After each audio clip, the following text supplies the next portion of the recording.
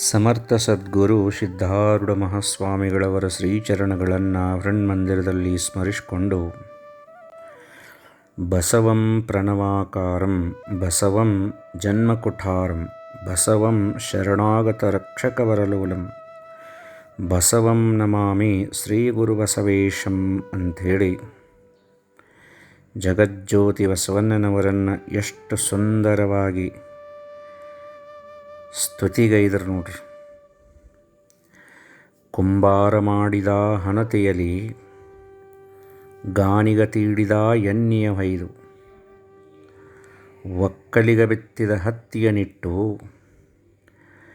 ವ್ಯಾಪಾರಿ ಹುಟ್ಟಿಸಿದ ಕಡ್ಡಿಯ ಗೀರಿ ವಿಪ್ರ ಹೊತ್ತಿಸಿದ ಜ್ಯೋತಿಗೆ ಜಾತಿ ಯಾವುದು ಅಂತ ಹೇಳ್ಕಾರ ಮಹಾತ್ಮರು ಕೇಳಿದಂಗೆ ಜಗತ್ತಿನೊಳಗೆ ಜಾತಿಗಿಲ್ಲದ ಜ್ಯೋತಿಯಾಗಿ ಬೆಳಗುತ್ತಿರುವಂತಹ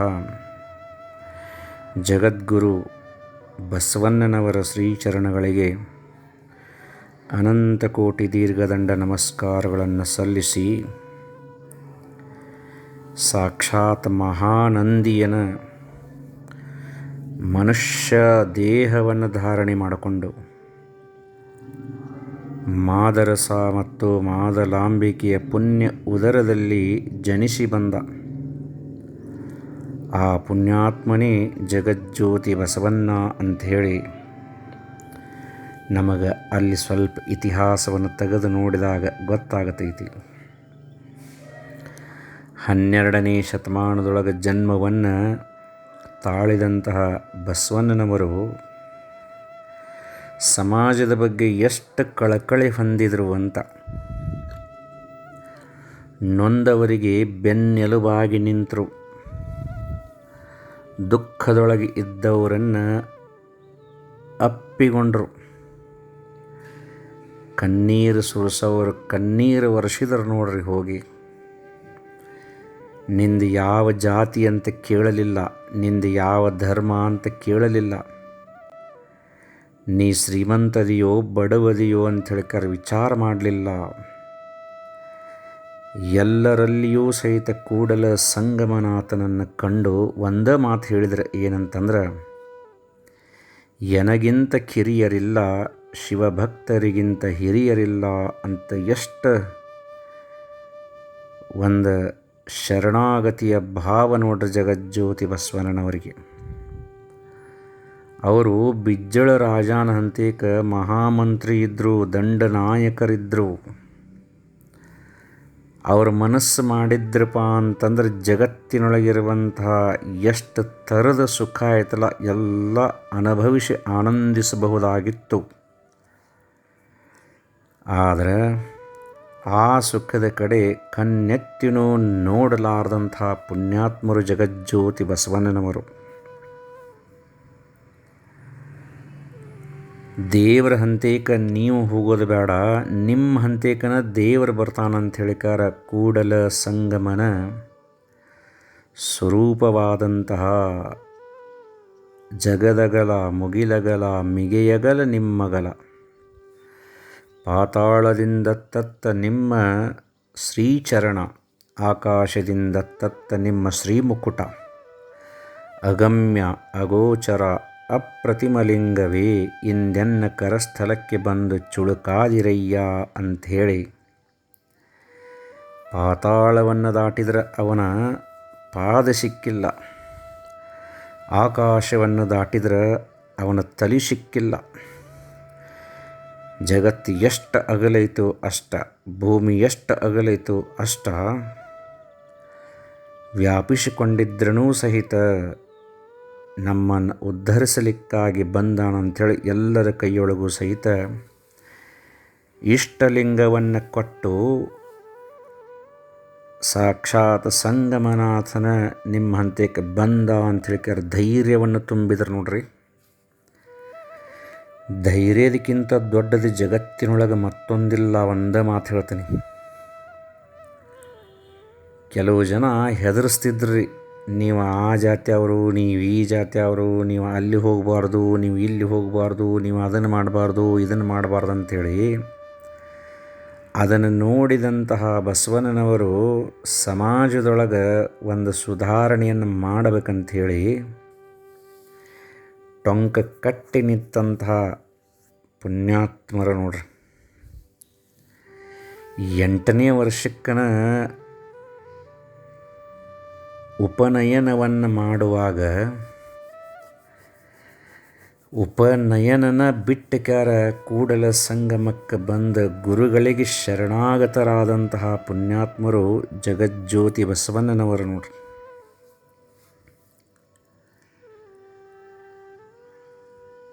ಲಿಂಗಾಯತ ಧರ್ಮದ ಬಗ್ಗೆ ಜಗತ್ತಿಗೆ ಸಾರಿ ಹೇಳಿದರು.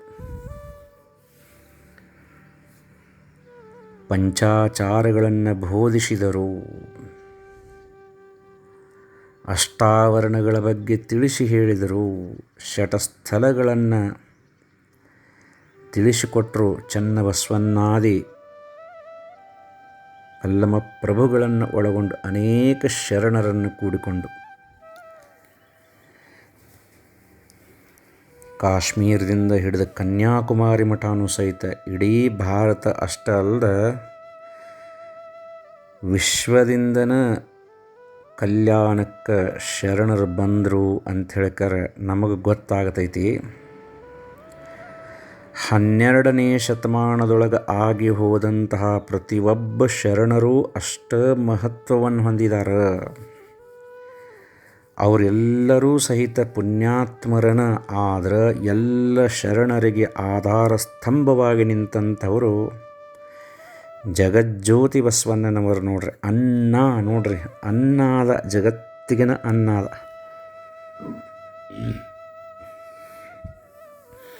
ಬಸವಣ್ಣ ಹುಟ್ಟಿ ಬಂದು ಸಮಾಜದೊಳಗಿಂದ ಇಷ್ಟು ಹೊಲಸು ಕಿತ್ತು ಒಗದನ ಇಷ್ಟು ನಾವು ಹೊಲಸಿನಾಗ ಬಿದ್ದೇವಂದ್ರೆ, ಒಂದು ವೇಳೆ ಬಸವಣ್ಣ ಹುಟ್ಟಿ ಬರಲಿಲ್ಲಂದ್ರೆ, ಶರಣರನ್ನು ಕೂಡಿಸ್ಲಿಲ್ಲಂದ್ರೆ, ಅನುಭವ ಮಂಟಪವನ್ನು ರಚಿಸಲಿಲ್ಲಂದ್ರೆ, ಅನುಭಾವಿಗಳ ವಚನವನ್ನು ನಮ್ಮೆಲ್ಲರಿಗೂ ಸಹಿತ ಅನುಗ್ರಹಿಸಲಿಲ್ಲಾಗಿತ್ತಪ್ಪ ಅಂದ್ರೆ ಇನ್ನೂ ನಮ್ಮ ಪರಿಸ್ಥಿತಿ ಏನಾಗತ್ತಿತ್ತು ಅಂಥೇಳಿಕರ ಸ್ವಲ್ಪ ಕಲ್ಪನೆ ಮಾಡಿಕೊಂಡ್ರೆ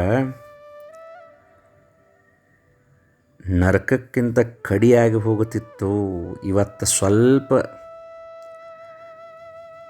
ಜ್ಞಾನ ಬಂದೈತಿ, ಸ್ವಲ್ಪ ಇವತ್ತು ಸುಖ ಶಾಂತಿ ತುಂಬೈತಿ ಜೀವನದೊಳಗಂದ್ರೆ ಇದಕ್ಕೆ ಮೂಲ ಕಾರಣಿ ಪುರುಷ ಬಸವಣ್ಣ ಅಂತಂದ್ರೆ ಅತಿಶಯೋಕ್ತಿ ಆಗುವುದಿಲ್ಲ ನೋಡ್ರಿ.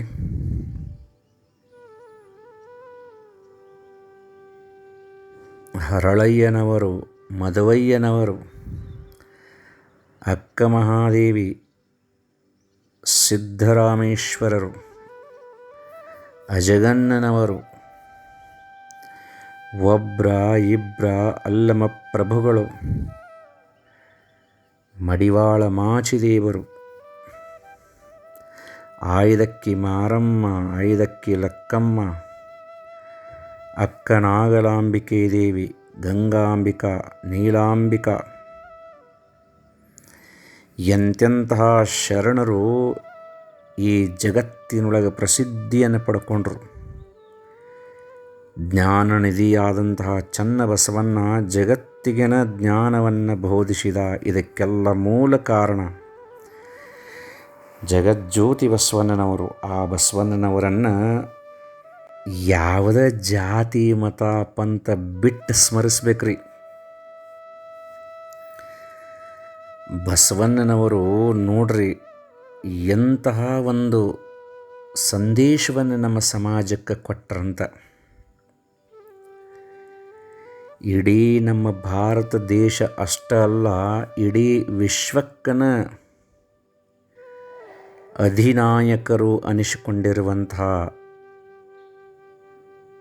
ನಮ್ಮ ಹೆಮ್ಮೆಯ ಪ್ರಧಾನಮಂತ್ರಿಗಳಾದಂತಹ ನರೇಂದ್ರ ಮೋದಿ ಅವರ ಬಾಯಿಯೊಳಗೆ ಬಸವಣ್ಣನ ಬಗ್ಗೆ ಎಷ್ಟು ಸಾರಿ ವಿಚಾರಗಳು ಬಂದು ಹೋಗಿದಾವ. ಪರದೇಶಕ್ಕೆ ಹೋದಾಗನೂ ಸಹಿತ ಬಸವಣ್ಣನ ವಿಚಾರಗಳನ್ನು ತಮ್ಮ ಒಂದು ಭಾಷಣದಲ್ಲಿ ಹೇಳಿದ್ರಂದ್ರೆ ಬಸವಣ್ಣನ ಪ್ರಭಾವ ಎಂಥದ್ದಿರಬಹುದು. ಬಸವ ತತ್ವವನ್ನು, ಬಸವಣ್ಣನ ವಿಚಾರಗಳನ್ನು ಒಂದು ವೇಳೆ ನಾವು ತಿಳ್ಕೊಂಡು ಅದರಂಗೆ ನಡ್ಕೊಳ್ಳೋಕೆ ಪ್ರಯತ್ನ ಪಟ್ಟಿವ ಅಂದ್ರೆ ನಿಜವಾಗಿಯೂ ಸಹಿತ ನಾವು ಕಲ್ಯಾಣ ಹೊಂದುತ್ತೇವೆ, ನಮಗೆ ಕಲ್ಯಾಣವಾಗತೈತಿ. ಬಸವಣ್ಣ ಎಲ್ಲರೂ ಒಂದಾಗ್ರಿಪ ಅಂತ ಹೇಳ್ಕಾರ. ನಮ್ಮೆಲ್ಲರ ಕೈಯೊಳಗೂ ಇಷ್ಟಲಿಂಗವನ್ನು ಕೊಟ್ರೆ ನಾವೇನು ಮಾಡಾಕತ್ತೀವಿ ಅಂತ ಹೇಳ್ಕಾರ ಸ್ವಲ್ಪ ವಿಚಾರ ಮಾಡೋಣ್ರಿ. ಅದ್ರ ಬಗ್ಗೆ ಮಾತಾಡೋದು ಬೇಡ, ನಮಗೆ ಯಾಕೆ ಬೇಕದು? ಬಸವಣ್ಣನ ಒಂದು ಮೂಲ ತತ್ವವನ್ನು ತಿಳ್ಕೊಳ್ಳೋಣ. ಎಲ್ಲರೂ ಒಂದಾಗಿ ಬಾಳಿ ವಿಶ್ವ ಶಾಂತಿಯನ್ನು ನೆಲೆಸೋಣ.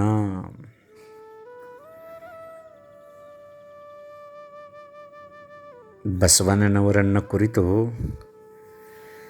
ಅಕ್ಕ ಮಹಾದೇವಿ ಒಂದು ಸುಂದರವಾದಂಥ ಮಾತು ಹೇಳ್ತಾಳೆ ನೋಡ್ರಿ. ಏನಂತಂದ್ರೆ, ಸ್ವರ್ಗಲೋಕಕ್ಕೂ ಬಸವಣ್ಣನೇ ದೇವರು, ಮೃತ್ಯುಲೋಕಕ್ಕೂ ಬಸವಣ್ಣನೇ ದೇವರು, ಪಾತಾಳ ಲೋಕಕ್ಕೂ ಬಸವಣ್ಣನೇ ದೇವರು, ನಾಗಲೋಕಕ್ಕೂ ಬಸವಣ್ಣನೇ ದೇವರು, ಚನ್ನಮಲ್ಲಿಕಾರ್ಜುನ ದೇವ. ಎನಗೂ ನಿಮಗೂ ನಿಮ್ಮ ಪುರಾತನರೆಲ್ಲರಿಗೂ ಬಸವಣ್ಣನೇ ದೇವರು ಅಂಥೇಳಿ ಸಾರಿ ಹೇಳಿದ್ರು ನೋಡ್ರಿ ಅಕ್ಕ ಮಹಾದೇವಿ ಜಗನ್ಮಾತೆ. ಅಲ್ಲಮ ಪ್ರಭುಗಳನ್ನ ಇರಲಿ, ಚನ್ನಬಸವಣ್ಣನವರ ಇರಲಿ, ಸಿದ್ದರಾಮೇಶ್ವರನ ಇರಲಿ, ಅಜಗಣ್ಣನವರನ ಇರಲಿ, ಎಷ್ಟು ಜನ ಶರಣರಿದ್ದರೂ ಎಲ್ಲ ಶರಣರು ಸಹಿತ ಬಸವಣ್ಣನವರನ್ನು ಎಷ್ಟು ಗುಣಗಾನ ಮಾಡಿದರೂ, ಬಸವಣ್ಣನವರನ್ನು ಎಷ್ಟು ಅರಿತುಕೊಂಡು ಅವ್ರ ಹೆಜ್ಜೆಯಾಗಿ ಹೆಜ್ಜೆ ಇಟ್ಟು ನಡೆದ್ರು ನೋಡ್ರಿ.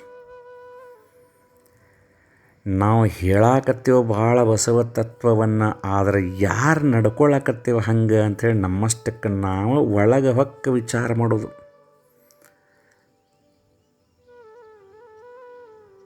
ಬಸವಣ್ಣನವರು ಒಂದು ಕಾವಿ ಬಟ್ಟಿ ಬಂತಪ್ಪ ಅಂತಂದ್ರೆ ಅದಕ್ಕೆ ಸಾಷ್ಟಾಂಗವನ್ನು ಮಾಡ್ತಿದ್ರು.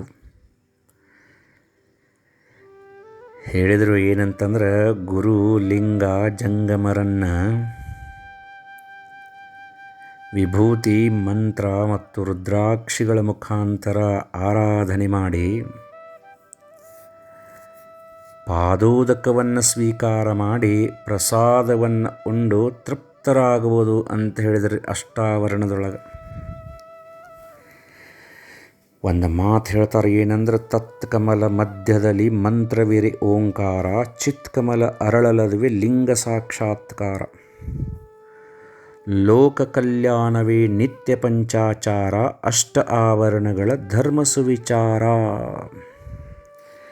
ಅಷ್ಟಾವರಣಗಳನ್ನು ಆಗಲಿ, ಪಂಚಾಚಾರಗಳನ್ನು ಆಗಲಿ, ಶಟಸ್ಥಲಗಳನ್ನಾಗಲಿ ಬರೀ ಉಪದೇಶ ಮಾಡಿದ್ರೆ ಓದಿದ್ರೆ ನಡಿಲಿಲ್ರಿ. ಹಂಗೆ ನಡ್ಕೋಬೇಕ್ರೆ ನಾವೆಲ್ಲರೂ ಸಹಿತ ಗುರುಲಿಂಗ ಜಂಗಮರನ್ನು ಎಷ್ಟು ಗೌರವಿಸಿದ್ವಿ, ವಿಭೂತಿ ಮಂತ್ರ ರುದ್ರಾಕ್ಷಿಗೆ ಎಷ್ಟು ಮಹತ್ವವನ್ನು ಕೊಟ್ವಿ, ಪ್ರಸಾದ ಮತ್ತು ಪಾದೋದಕವನ್ನು ಯಾವ ಭಾವದಿಂದ ಸ್ವೀಕಾರ ಮಾಡಿ ಮುಕ್ತರಾದ್ವಿ ಅಂಥೇಳಿಕರ ನಾವು ತಿಳ್ಕೊಬೇಕು ನೋಡ್ರಿ. ನಾವು ತಿಳ್ಕೊಬೇಕು. ಅಲ್ಲಮ ಪ್ರಭುಗಳ ಸನ್ನಿಧಾನದೊಳಗೆ ಇಲ್ಲಿದ್ದಂಥವರೆಲ್ಲರೂ ಸಹಿತ ಕೂಡಲ ಸಂಗನ ಸ್ವರೂಪರು. ನಾವೊಬ್ಬ ಅವರ ನಿಜವಾದ ಭಕ್ತ ಅಂಥೇಳಿಕಾರ ಎದಿ ಮೇಲೆ ಕೈ ಇಟ್ಟುಕೊಂಡು ಹೇಳಿದಂತಹ ಪುಣ್ಯಾತ್ಮರು ಬಸವಣ್ಣನವರು. ಅಗಸನ ಕತ್ತಿ ಮ್ಯಾಲ ಒಂದು ಕಾವಿ ಬಟ್ಟೆ ಇದ್ದಿದ್ದಕ್ಕೆ ಆ ಕತ್ತಿಗೆನ ಸಾಷ್ಟಾಂಗ ನಮಸ್ಕಾರವನ್ನು ಮಾಡಿದಂಥ ಪುಣ್ಯಾತ್ಮರು ಬಸವಣ್ಣನವರು. ಹರಳಯ್ಯನವರು ಮತ್ತು ಅವರ ಧರ್ಮಪತ್ನಿಯಾದಂಥ ಕಲ್ಯಾಣಮ್ಮನವರು ತಮ್ಮ ತೊಡಿ ಚರ್ಮ ಸುಲಿದಕ್ಕಾರ ಬಸವಣ್ಣನವರಿಗೆ ಚಮ್ಮಾವಿಗೆಗಳನ್ನು ಮಾಡಿಸ್ಕೊಂಡು ಬಂದ್ರೆ ಆ ಚಮ್ಮಾವಿಗೆಗಳನ್ನು ಕೊಡಾಕ ಬಂದಂತಹ ಹರಳಯ್ಯ ದಂಪತಿಗಳು ಶರಣಾರ್ಥಿ ಅಂತಂದರು ಬಸವಣ್ಣನವರಿಗೆ. ಹೊಳ್ಳಿ ಬಸವಣ್ಣನವರು ಅವ್ರಿಗೆ ಅಂದರು ಶರಣಾರ್ಥಿ ಅಂತಂದ್ರು ನೋಡ್ರಿ. ಆ ಚಮ್ಮಾವಿಗೆಗಳನ್ನು ತೊಟ್ಟಗೋಲಿಲ್ಲ. ಏನು ಮಾಡಿದ್ರಪ್ಪ ಅಂದ್ರೆ ತಮ್ಮ ತಲೆ ಮೇಲೆ ಇಟ್ಟುಕೊಂಡಕ್ಕಾರ ಗೌರವವನ್ನು ಕೊಟ್ಟರು ಆ ದಂಪತಿಗಳಿಗೆ. ಮಧುವರಸ ಅನ್ನುವಂಥ ಮಂತ್ರಿ ಆ ಚಮ್ಮಾವಿಗೆಗಳನ್ನು ತೊಡುವ ಯೋಗ್ಯತೆ ಬಸವಣ್ಣನಿಗೆ ಇಲ್ಲ ಅಂಥೇಳಿ ತಿಳಿದು ತಾ ತೊಟ್ಟ ಅಹಂಕಾರದಿಂದ ಆವಾಗ ಮಧುವರಸನ ಮೈಯಾಗ ಬೆಂಕಿ ಬಿತ್ತು, ಉರಿ ಬಿತ್ತು. ಏನು ಮಾಡಿದರೂ ಸಹಿತ ಆ ಬೆಂಕಿ ಕಡಿಮೆ ಆಗಲಿಲ್ಲ, ಉರುಪ ಕಡಿಮೆ ಆಗಲಿಲ್ಲ. ಕಡೀಕ ಬಸವಣ್ಣವರಿಗೆ ಬಂದ ಶರಣಾದ. ಆವಾಗ ಬಸವಣ್ಣವರು ತಾವ ಆಶೀರ್ವಾದ ಮಾಡಲಿಲ್ಲ, ತಾವ ಅವನ ಮೇಲೆ ಕೈಯಾಡಿಸ್ಲಿಲ್ಲ. ಆ ಮಧುವರಸನನ್ನು ಹಿಡ್ಕೊಂಡು ಎಲ್ಲಿ ಹೋದ್ರಪ್ಪ ಅಂತಂದ್ರೆ ಹರಳಯ್ಯನವರ ಮನೆಗೆ ಹೋದರು. ಅವರು ಚರ್ಮ ತೊಳ್ಯಾಕೆ ಇಟ್ಟಂಥ ಕಲ್ಲಿನ ಬಾಣಿ ಒಳಗೆ ಇದ್ದಂಥ ನೀರನ್ನು ತೊಗೊಂಡು ಬಂದ ಯಾವಾಗ ಆ ಮಧುವರಸನ ಮೇಲೆ ಸುರಿವಿದ್ರು, ಮಧುವರಸನ ಮೈಗೆ ಬಿದ್ದಂಥ ಉರಿ ದೂರಾತು. ಅವನ ಆತ್ಮಕ್ಕೆ ಅಂಟಿಕೊಂಡಂಥ ಅಜ್ಞಾನ ಇಲ್ಲದಂಗಾತು. ಬ್ಯಾರೆ ದೇಶದಿಂದ ಬಂದಂಥ ಒಬ್ಬ ದೊಡ್ಡ ಮಹಾರಾಜ ನನಗೆ ಎದರಿಂದನೂ ಶಾಂತಿ ಸಿಗವಾಲ್ತಂತ ಹೇಳ್ಕಾರ ವಜ್ರ ಖಚಿತವಾದಂಥ ಮುಕುಟವನ್ನು ಇಟ್ಕೊಂಡು ಬಂಗಾರದ ಕತ್ತಿಯನ್ನು ಕೈ ಒಳಗೆ ಹಿಡ್ಕೊಂಡು ನನಗೆ ಶಾಂತಿಯನ್ನು ನೀಡ್ರಿ ಅಂತ ಹೇಳಿದಾಗ ಅವನ ಕೈಯಾಗಿನ ಬಂಗಾರದ ಖಡ್ಗವನ್ನು ಕಸ್ಕೊಂಡು ಕಬ್ಬಿಣದ ಕೊಡ್ಲಿ ಕೊಟ್ಟರು. ತಲೆ ಮೇಲೆ ಇದ್ದಂತಹ ವಜ್ರ ಖಚಿತವಾದಂತಹ ಮುಕುಟವನ್ನು ಇಸ್ಕೊಂಡು ಕಟ್ಗೆ ಹೊರೆ ಇಟ್ಟರು. ಶುದ್ಧ ಕಾಯಕವನ್ನು ಮಾಡು, ಇದರಿಂದ ನಿನಗೆ ಶಾಂತಿ ಸಿಗತೈತಂತ ಹೇಳಿದರು. ಅದಂಗ ನಡ್ಕೊಂಡು ಮೋಳಿಗೆಯ ಮಾರಯ್ಯ ಅನ್ನುವಂಥ ಒಬ್ಬ ದೊಡ್ಡ ಶರಣರನ ಆಗಿ ಹೋದರು ಅಂತ ಹೇಳ್ಕಾರ ನಮಗೆ ಗೊತ್ತೈತಿ.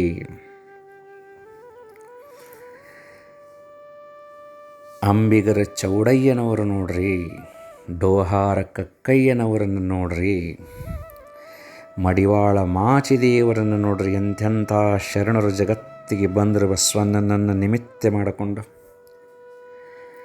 ಶರಣರಲ್ಲದವರ ಬಟ್ಟೆಗಳನ್ನು ಒಗೆದುಲ್ಲ ಅಂತ ಹೇಳಿದ್ರಿ ಮಡಿವಾಳ ಮಾಚಿದೇವರು.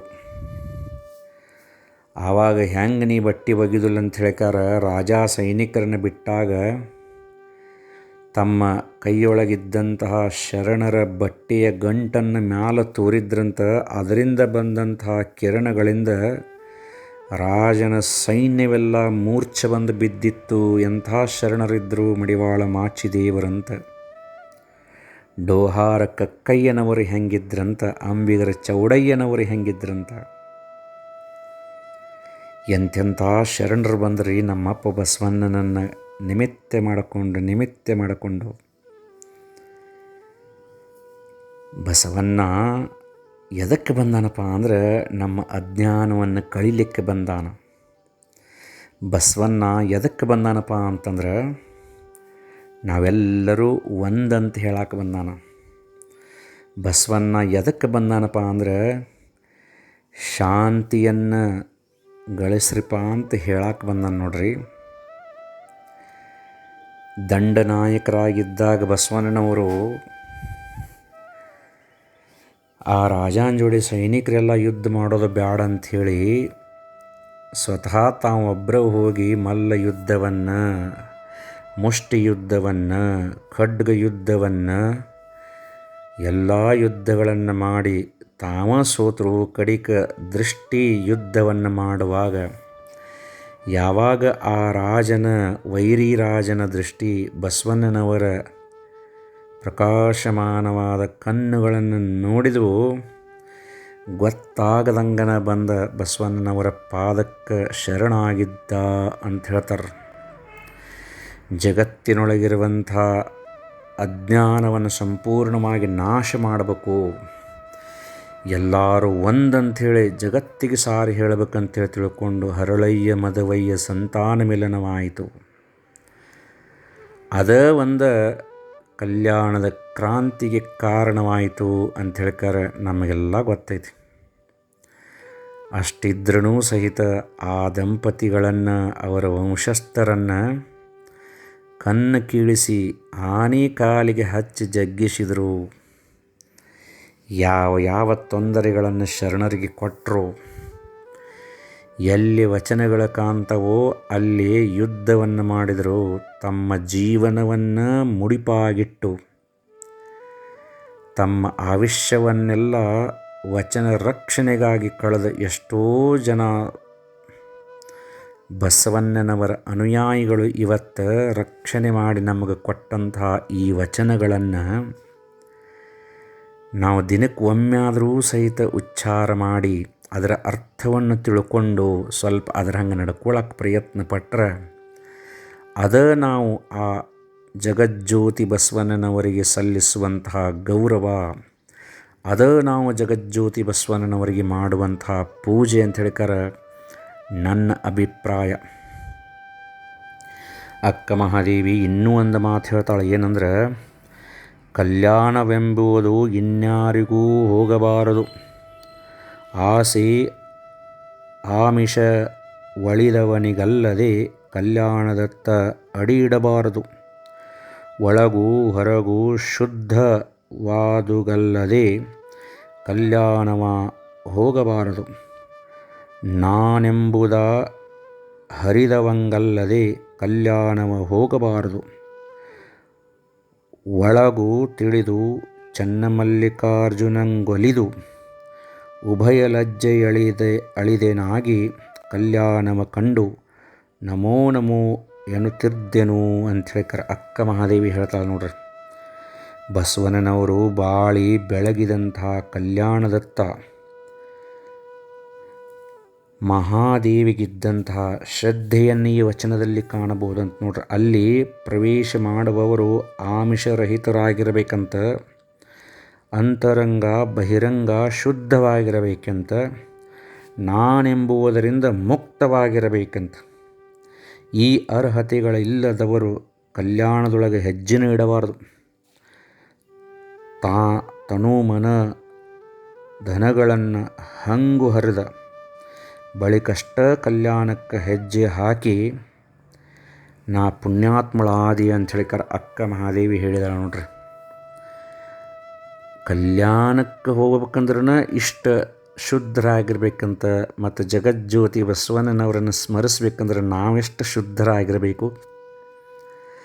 ಆ ಬಸವಣ್ಣನಲ್ಲಿ ವಿಶೇಷವಾದಂಥ ಪ್ರಾರ್ಥನೆಯನ್ನು ಮಾಡೋಣ. ಮತ್ತೆ ಹುಟ್ಟಿ ಬಾ ಅಪ್ಪ, ಕಾಲಲ್ಲಿ ಕಟ್ಟಿದ ಕಂಡು ಕಲ್ಲು ಕೊರಳಲ್ಲಿ ಕಟ್ಟಿದ ಬೆಂಡು, ತೇಲಿಸಲೊಲ್ಲದೋ ಗುಂಡು ಮುಳುಗಿಸಲೊಲ್ಲದೋ ಬೆಂಡು, ಇಂತಪ್ಪ ಭವಶರದಿಯನ್ನು ದಾಟಿಸಿ ಕಾಲಾಂತಕನೆ ಕಾಯೋ ಕೂಡಲ ಸಂಗಮ ದೇವ ಅಂತ ಹೇಳಿಕಾರ. ಸಂಸಾರದ ಬಗ್ಗೆ ಎಷ್ಟು ಚಂದ ಹೇಳಿದರು. ಉಳ್ಳವರು ಶಿವಾಲಯವ ಮಾಡೋರು ನಾನೇನು ಮಾಡಲಿ ಬಡವನಯ್ಯ, ಎನ್ನ ಕಾಲೇ ಕಂಬ ದೇಹವೇ ದೇಗುಲ ಎನ್ನ ಸಿರವೇ ಹೊನ್ನ ಕಳಸವಯ್ಯ, ಸ್ಥಾವರ ಕಳಿವುಂಟು ಜಂಗಮ ಕಳಿವಿಲ್ಲ ಅಂತ ಹೇಳಿಕಾರ ಎಷ್ಟು ಚಂದ ಹೇಳಿದ್ರಂತ ಬಸವಣ್ಣನವರು. ಕಹಿ ಸೂರ್ಯ ಕಾಯ ತಂದು ವಿಭೂತಿಯ ತುಮಬಿದರೆ ಸಿಹಿಯಾಗದೆ 3 ದಿವಸಕ್ಕಯ್ಯ, ಹಲವು ಕಾಲ ಕೊಂದ ಸೋನೆಗಾರನ ಕೈ ಕತ್ತಿಯಾದರೇನು ಪರುಷ ಮುಟ್ಟಲಿಕ್ಕೆ ಹೊನ್ನಾಗದೆಯಯ್ಯ, ಎನ್ನ ಲಲಾಟದಲ್ಲ ಶ್ರೀ ವಿಭೂತಿಯ ಬರೆಯಲಿಕ್ಕೆ ಪಾಪ ಪಲ್ಲಟವಾಗದೆ ಕೂಡಲ ಸಂಗಮ ದೇವ ಅಂತ ಹೇಳಿಕಾರ ಬಸವಣ್ಣನವರು ಹೇಳಿದಂಗೆ ಇವತ್ತು ಬಸವ ಜಯಂತಿ ಅಕ್ಷಯ ತೃತೀಯ, ಅತ್ಯಂತ ಪವಿತ್ರವಾದ ತ್ರೈತಾಯುಗದಿಂದ ಬಂದಂಥ ಪವಿತ್ರವಾದ ದಿವಸ ಇವತ್ತು ನಾವೆಲ್ಲರೂ ಸಹಿತ ಬಸವ ಸ್ಮರಣೆಯನ್ನು ಮಾಡಿ ಭಕ್ತಿಯಿಂದ ಹನಿಗೆ ಇವತ್ತೊಂದು ದಿವಸರೇ ವಿಭೂತಿ ಹಚ್ಕೊಳ್ಳೋಣ್ರಿ, ನಮ್ಮ ಪಾಪಗಳನ್ನು ಕಳ್ಕೊಳ್ಳೋಣ. ಬಸವಣ್ಣನವರು ಹಾಕಿಕೊಟ್ಟಂಥ ಮಾರ್ಗದೊಳಗೆ ನಡೆದು ನಾವೆಲ್ಲರೂ ಒಂದಾಗಿ ಬಾಳಿ ವಿಶ್ವವ ಶಾಂತಿಯನ್ನು ನೆಲೆಸಿ ಉದ್ಧಾರವಾಗುವಂಥ ಬುದ್ಧಿಯನ್ನು ಆ ಜಗಜ್ಯೋತಿ ಬಸವನ ನಮ್ಮೆಲ್ಲರಿಗೂ ಸಹಿತ ಅನುಗ್ರಹಿಸಲಿ ಅಂಥೇಳಿ ಬೇಡಿ ಇವತ್ತಿನ ಮಾತಿಗೆ ವಿರಾಮ ಕೊಡ್ತೇನೆ.